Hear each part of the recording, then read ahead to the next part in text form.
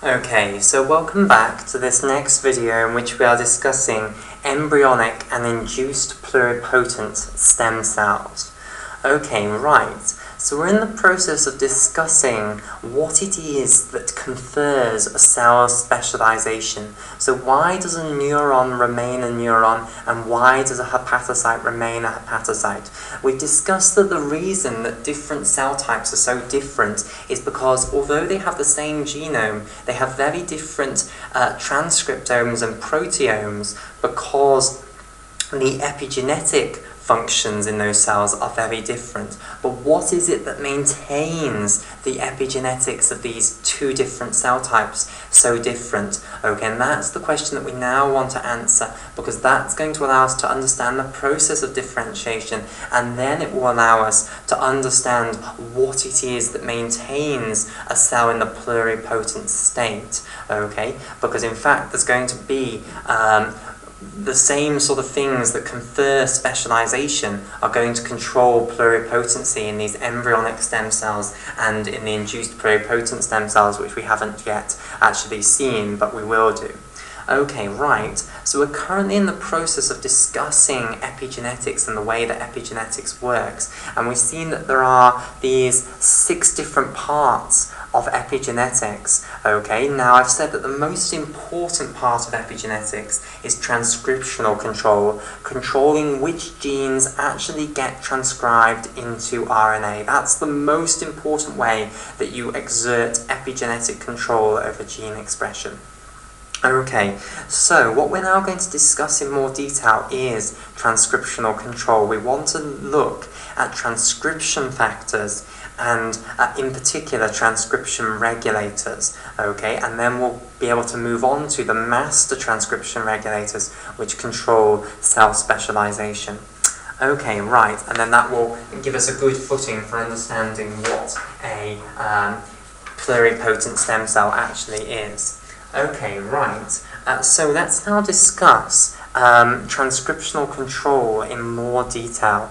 Okay, so before I just tell you about transcriptional control, I want to tell you a little bit more about how DNA is stored within a cell, okay? So I want to tell you about the structure of chromatin, because this is actually going to be very important to have a decent understanding of how transcriptional control is exerted. Okay, right, so basically in a cell, DNA is not just free, okay, double-stranded DNA is not just free. Instead, what happens is the huge double-stranded piece of DNA that makes up a chromosome ends up being wound around structures known as histone core complexes. Okay, so the histones are a large family of proteins that can assemble into things called histone core complexes. Okay, so there are overall many different types of histones. Okay, so I'll just talk about the different types of histones. So you can divide histones into 5 main families: the histone 1s, the histone 2As, the histone 2Bs, the histone 3s, and the histone 4s. Okay, and these are all different families of histones. Histone 1 does not refer to an individual protein. There is no one histone 1. There are multiple histone 1s, and the same for each of these other types of histone. Okay, so in humans you will have multiple of each type of histone, multiple genes coding for multiple different proteins which can all perform the same function and therefore are all grouped together as these histone proteins here. Okay, right, so what we now want to see is how these different types of histones are involved in packaging DNA within the nucleus of cells. Okay, so let me draw you a picture of a histone core complex. So basically, histones can assemble into octamers of 8 histone proteins together, and let me draw this here. So I'll draw it as a cube, and this cube is going to be made out of 8 little cubes, which are going to represent the histone proteins. Okay, so here is my octamer. So we can't see all of the subunits here. We can see 7 of them, but there's one right at the back there that we can't see. Okay, right. So to make this octamer out of histone proteins, what you're going to do is you're going to use 2 histone 2A proteins, 2 histone 2B proteins, 2 histone 3 proteins, and 2 histone 4 proteins. Okay, so you're going to use 2 of each of these type here. Okay, we'll come back to what histone 1 proteins do later on. Okay, right. So the way that you assemble a histone core complex is that firstly you assemble histone 2As and histone 2Bs into dimers and histone 3s and histone 4s into tetramers. So let me just show you this. So firstly what happens is you take 2 histones, 1 histone 2A and 1 histone 2B, and you can dimerize these 2 together like so. Okay, to make what's called a histone 2A, histone 2B dimer. Okay, and you're going to construct the octamer out of 2 histone 2A, histone 2B dimers. Okay, so I'll colour each histone in a different colour. So we'll have histone 2A here, coloured in orange, and then we'll have histone 2B here, coloured in red. Okay, so we're going to take 2 of these histone 2A, histone 2B dimers and use them in the construction of the octamer. In addition, histone 3s and histone 4s come pre-assembled into tetramers, okay, this time, rather than dimers. Okay, so histone 3s and histone 4s can assemble prior to the assembly of the full octamer into tetramers like so. So you'll have 2 histone 3s in this and 2 histone 4s in this. So here now, this is a histone 3, histone 4 tetramer.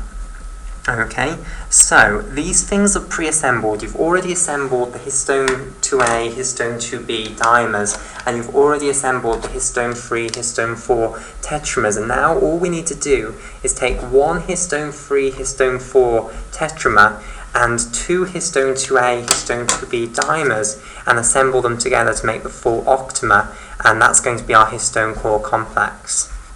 Okay, right, so now let me show how we can assemble these together to make the full histone core complex up here, and I'll do it by colouring in. So here's going to be 1 histone 2A, histone 2B dimer here. Here is a histone 2A, shown there in orange, and here is a histone 2B, shown here in red. Okay, so that's 1 histone 2A, histone 2B dimer. Then what you can do is take another one of these and put it anti-parallelly. Okay, so here's the histone 2A, here is the histone 2B of that second histone 2A, histone 2B dimer down there. Then what you can do is put in a histone 3, histone 4 tetramer into this as well. Okay, so here will be a histone 3 here in green, okay, corresponding to that histone 3 there. Okay, and then you've got the histone 4 back there, and then another histone 4 here. And the final histone 3 that will be part of that tetramer you can't see because it's right at the back. Okay, right, so that's how we can construct histone core complexes out of 2 histone 2A proteins, 2 histone 2B proteins, 2 histone 3 proteins, and 2 histone 4 proteins. And once again, I'll stress the point that these are broad classes of proteins based on their function. Okay, there is not just 1 histone 2A protein, there's not just 1 histone 2B protein, there's not just 1 histone 3, and there's not just 1 histone 4 protein. Okay, there are multiple of each type, and they all perform the same function. So there are loads of proteins that can be put into each of these sockets, basically, that all can perform the same function. Okay, right, so this is our histone core complex assembled. Now what you can do is wrap DNA, double-stranded DNA, around this histone core complex, and let me show you how you can do this. So here comes our DNA, and I'm just going to show it as one line, okay, rather than having to draw 2 lines, okay. So this single line represents the double-stranded DNA. It's going to wrap its way right about and around. So this is going behind the histone back here. So it's wrapped itself around once now, and then it will wrap itself around again, like so. Now I'm at the back, and then it will come off. Okay, so the DNA ends up wrapping itself around twice, and I think I'll do it in another colour so that it shows up better. Okay, so now here comes the DNA wrapping around the histone core complex twice, like so. Okay, now we can look at what the role of the histone 1 protein is the histone 1 protein basically binds to these two strands of DNA, one that's incoming and the other that's outgoing, okay, and holds them together to stabilize the whole thing here. So this is the role of histone 1 proteins here, binding to the incoming and outgoing strand of DNA and stabilizing the entire histone core complex with the double-stranded DNA wrapped around it. Okay, right, so that's how we package DNA. We wrap it around these histone core complexes. So two further concepts, the concept of a nucleosome and the concept of chromatin, are what I now want to introduce you to. Okay, so basically what we can do is DNA ends up being wrapped around multiple of these histone core complexes. So what ends up happening is you go from histone core complex to histone core complex. So let me show this. So here comes the DNA coming in here, okay, like so. It will wrap around the histone core complex represented by this square here twice, okay, and then it will go off. And then it will go around another histone core complex that might be down here. So I can't really show it for that one, but I'll show it for this one here. Let's imagine that instead of this being the incoming strand and this being the outgoing strand, let's imagine that instead this is the incoming one. It wraps around 3 times, and then this is the outgoing one here. Okay, this can now go around another histone core complex. If I put another histone core complex here, then this can wrap around like so twice, and then it can go off. And then it can go around another histone core complex, and this is basically how you package DNA in a real cell, basically. You have it packaged up like this with little linkers between the DNA that is wrapped around neighboring histone core complexes, basically. So this concept here, and this is a DNA linker here. Okay, and this structure that we now have, which is often compared to beads on a string, so the linkers are like the string, and then these histone core complexes with DNA wrapped around them, they're like the beads. This is now what's known as chromatin. Okay, so chromatin doesn't just mean the DNA, it means the DNA and the histone core complexes that the DNA is wrapped around, basically. Okay, it's this sort of arrangement that we've got here. Okay, now one final important concept, which is the concept of a nucleosome. The nucleosome is the repeating unit of chromatin. So if you view chromatin as a polymer, what is the repeating unit? What's the monomer of chromatin? That's what's called a nucleosome, but what actually does that mean? Well, it means the linker that brings the DNA into the nucleosome, then the DNA that wraps around that nucleosome up to there. Okay, so that's a single nucleosome, one linker strand, then the DNA that wraps around that histone core complex along with the histone core complex itself, and that's the repeating unit of chromatin rather. That's one nucleosome, and then if you think about it, the next nucleosome is here. Okay, here's a linker, here's the DNA wrapping around the histone core complex with the histone core complex. That's another nucleosome. And then you'd have another nucleosome and another nucleosome. So that's the repeating unit of chromatin, basically. And that's the concept of a nucleosome. Okay, the repeating unit of chromatin. Okay, so it's very important to understand that in a real cell, DNA is packaged like this into chromatin. Okay, that's going to help us a lot in understanding how transcription is regulated later on. Okay, right. So now let's turn our attention onto discussing transcription factors then.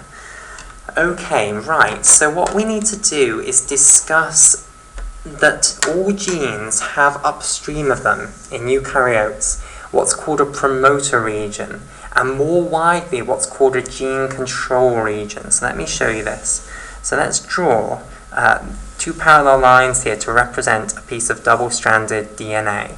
Okay, and then let's represent our gene here as this portion in blue here. So this double-stranded piece of DNA here in blue, this represents our gene. Okay, now basically, upstream of all genes in the eukaryotic genome, you have a region known as the promoter region. Okay, and this is the region where the RNA polymerase II enzyme, which is a multi-protein complex, it's a massive great complex of loads of proteins, this is where the RNA polymerase II enzyme is going to assemble in order to then move along the gene, the coding strand of the gene, and produce the piece of mRNA. So that's what's meant by the promoter region. Okay, now, there is a bigger region of DNA, which is called the gene control region, which includes the promoter region, but it also includes lots of DNA upstream of the promoter region. Okay, so this is going to be what's called the gene control region. Okay, and basically proteins can bind to DNA in the upstream portions of the gene control region here that are upstream of the promoter region, and they can influence how likely the RNA polymerase II is to assemble on the promoter region.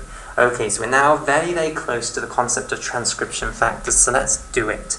Okay, so transcription factors then.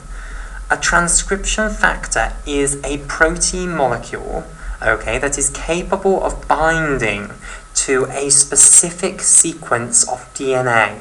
Okay, so it has a specific sequence of organic bases which it is capable of binding to, and these specific sequences of organic bases are usually between 4 and 10 base pairs. So there are absolutely loads of transcription factors in humans, okay, and they all have their own little sequence of between 4 and 10 organic base pairs, which, if that sequence is present in the DNA, they can bind to it. So there are proteins which bind to a special sequence within the DNA, okay, and the sequence that they are capable of binding to is what's known as the cis-regulatory sequence for that transcription factor. Okay, so it's called the cis-regulatory sequence. Now, why is it called the cis-regulatory sequence? Well, basically, what's going to happen is we're going to have these little special sequences of organic bases which transcription factors can bind to in this gene control region. Okay, and the gene control region is the region that controls how often this gene is going to be transcribed. It's the region that controls transcription of the downstream gene. Okay, now you will notice that it is in the same strand of DNA as the gene. It's not on a totally different chromosome, basically. That's what is meant by the cis, okay, that this regulatory portion that controls the expression of this gene is on the same strand as it, basically. Okay, and then it's a regulatory sequence because, after all, it is going to regulate the transcription of that downstream gene. So these binding sequences that can be present in the gene control region for a gene, for transcription factors, they are called the cis-regulatory sequences for transcription factors. Okay, now, there are two different types of transcription factors, and this is such an important concept to understand. Okay, there are what are known as general transcription factors. Okay, and there are not many general transcription factors. The general transcription factors are the ones that are involved in promoting the transcription of absolutely every single gene in your genome, okay, not specific genes at all, okay, and the reason that these are involved in promoting the transcription of every single gene in your genome is that these are the ones which bind to cis-regulatory sequences in the promoter region, and they are necessary for the assembly of RNA polymerase II. Okay, so let me just show you some examples of general transcription factors. So one of the absolutely key examples of a general transcription factor, and I should state that there are quite a few of them. Okay, there's hardly any of them compared to the other type of transcription factor which we're about to come on to, but there is quite a few of them. There's more than you would care to memorize. Okay, right, but one of the absolutely very famous ones is TF2D. Okay, transcription factor 2D, that stands for, I might write its name up here. So TF stands for transcription factor. Okay, then the Roman numerals 2 just stands for 2, and then it's transcription factor 2D. Okay, right, now what is the cis-regulatory sequence for transcription factor 2D? Well, it binds to a very important sequence that is found in all promoter regions, which is the tartar box. okay, consisting of a thymine, adenine, thymine, adenine. Okay, so it binds to what's known as the tartar box. Okay, now, it will bind to this tartar box in the promoter regions of all genes, okay, and then loads of other general transcription factors will also bind to cis-regulatory sequences in the promoter region. Okay, so I'll colour these general transcription factors in orange here, okay, and basically they have to bind to the promoter region in order for the RNA polymerase II to assemble there. Okay, so if you don't have these, then you can't actually assemble RNA polymerase II on the promoter regions of any of your genes. Okay, so these are essential wherever you look in the genome. So at every single gene, you'll have this promoter region which will contain cis-regulatory sequences for the binding of the general transcription factors. And the general transcription factors are basically like the foundations for the RNA polymerase II multi-protein complex to assemble on top, basically. So here is RNA polymerase II, often abbreviated down to RNAP2, RNA for RNA, P for polymerase II. Okay, so that's what the general transcription factors are for. They do this on the promoter regions of absolutely every single gene, okay? So there's nothing specific at all about those. They are incredibly important, okay, but they are the same for every single gene. They are effectively just parts of the assembly equipment for RNA polymerase II, and they bind to this specific portion of the gene control region called the promoter region. Okay, right, now, we're not too interested in the general transcription factors. We are interested in the other type of transcription factor, okay, which is called the specific transcription factors, okay? And you have far more specific transcription factors than you do general transcription factors, okay? A huge amount of specific transcription factors compared to general transcription factors. Now, there is another name that people use for the specific transcription factors. Okay, people also use the name transcription regulators for the specific transcription factors. So if you hear people talking about transcription regulators, and indeed I'm going to start using this terminology, what that means is it's just another name for specific transcription factors. So, what do these specific transcription factors or transcription regulators do? Well, basically, they do not bind to the promoter region, and they are not necessary for the assembly of the RNA polymerase II. Okay? They bind to the portion of the gene control region for this gene that is upstream of the promoter region. Okay? They bind to this portion that I might colour in yellow here. Okay? So, basically, what you can have is in this portion in yellow here, the portion of the gene control region that's upstream of the promoter region, you might have cis-regulatory sequences that allow the binding of some of these specific transcription factors. So the principle is still the same. They still have a specific little sequence called the cis-regulatory sequence that, if that's present in DNA, they can bind to it. Okay? And they can bind like so. So here, let's say this is a specific transcription factor or a transcription regulator here, binding to its cis-regulatory sequence there in this portion of the gene control region upstream of the promoter region. And basically what they do is they change the probability that the general transcription factors will bind to this promoter region and that the RNA polymerase II will assemble there. So they change the probability that this thing will actually assemble on the promoter region, and therefore they change the probability that the gene will be transcribed. Because basically, if this thing assembles on the promoter region, the gene will be transcribed. Okay, so how often the gene is transcribed is determined by how often this thing assembles on the promoter region, and it's these transcription regulators or these specific transcription factors which bind in this portion of the gene control region upstream of the promoter region that control how often this is going to happen. And there are different ways by which they can control how often this is going to happen. Okay, so let me just talk about the two different types of transcription regulator. Okay, so there are what are known as activators. Okay, so transcription regulators can be divided into two types, activators and repressors. Okay, so the activators are the transcription regulators. I'm going to go over to using transcription regulators because it's slightly less of a mouthful than specific transcription factors. Okay, so there are transcription regulators which can increase the probability that the RNA polymerase will assemble on the promoter region, and therefore can increase the amount of transcription of the downstream gene and therefore increase the expression of it. Okay, and those are called activators. Okay, those that increase the probability that RNA polymerase 2 will assemble on the promoter region, those are activators.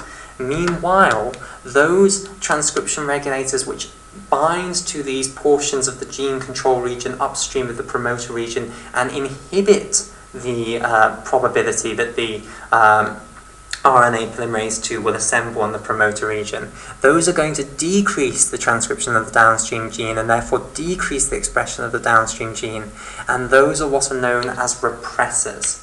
Okay, right. Now, before we just come on to the mechanisms by which transcription regulators can influence the probability that the RNA polymerase 2 is going to assemble on the promoter region, what I want to talk about is a very important concept, which is the concept that transcription regulators very rarely work on their own. Okay, so often what will happen is you will end up with lots of cis-regulatory sequences for different transcription regulators in tandem. Okay, so they'll be very close by. So this is one cis-regulatory sequence for one transcription regulator, which we can call transcription regulator number 1.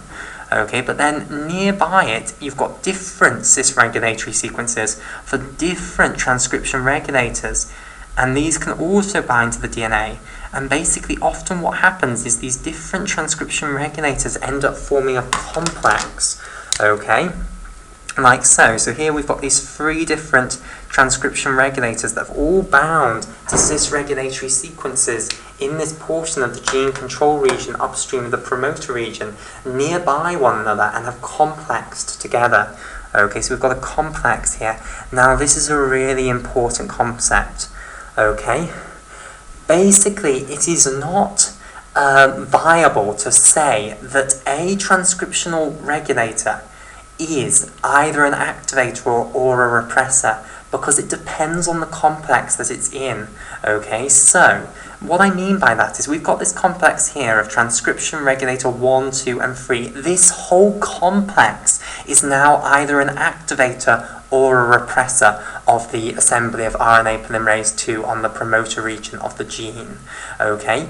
It's not the individual protein's job to decide whether it's an activator or a repressor. What I mean by this is that, say this complex is an activator, okay, i.e. it increases the probability that the RNA polymerase 2 will bind on this promoter region here. Okay?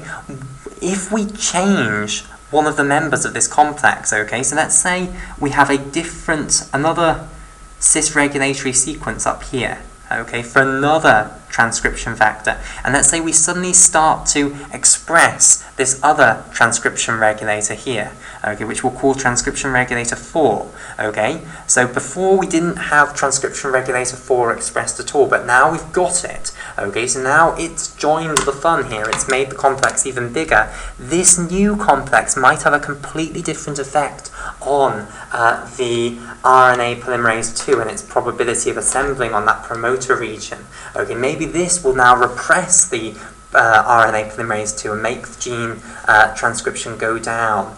Okay, so basically you can't say transcription regulator 1 is an activator or a repressor because it's determined by which complex it's in. Okay, so what you have to say instead is you have to look at all of the transcription regulators that are currently expressed, and then you can work out what the effect is going to be on each gene. You can't just look at individual transcription regulators, and that is such an important concept.